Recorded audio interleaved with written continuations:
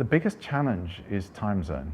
I ran a lab for a global company in Australia, and it killed us in the end because we were up to midnight on conference calls to Britain, and then we're up at 5 o'clock in the morning on conference calls to the East Coast of the United States. And it was just too exhausting being out of the time zones. You're always doing something at a time which is inconvenient to someone else. Very different cultural norms across the region. You've got Australia and New Zealand, which are basically westernized cultural norms. You've got China, which is big enough to be its own thing in everything. And then you've got all the in-betweens. So you really do have to look at it as a set of different opportunities, which makes it quite challenging. It's not easy to deal with it. It's no less diverse than Western Europe is, for example.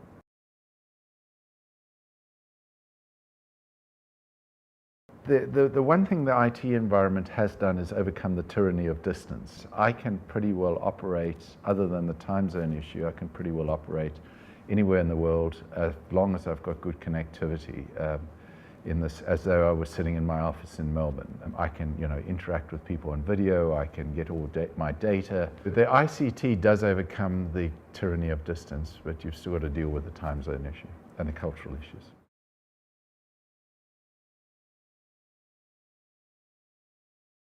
No, it can't.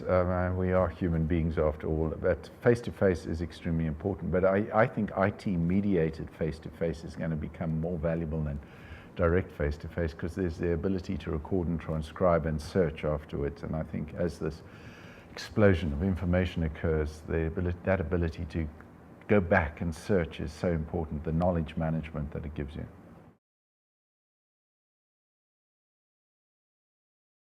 The notion is that you've got a workforce generation coming in who are used to using Facebook. They're used to communicating via Facebook. And for me, an epiphany was I went to fetch my youngest from the airport. He was about 16 at the time.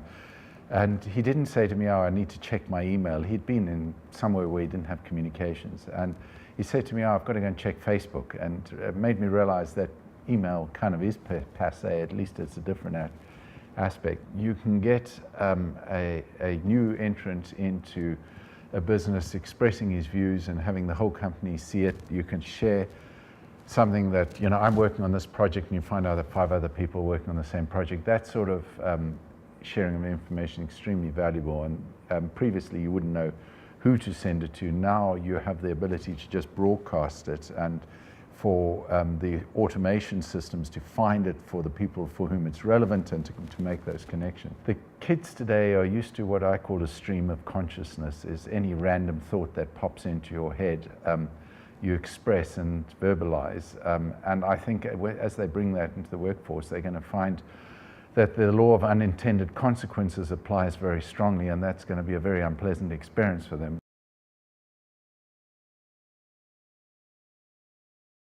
A lot of the cloud is being driven by people just trying to move into a more secure shared environment where they're able to get that sort of benefit. Ironic, because a lot of people use that initially as an objection to going into the cloud. It's less secure because I'm sharing with other people.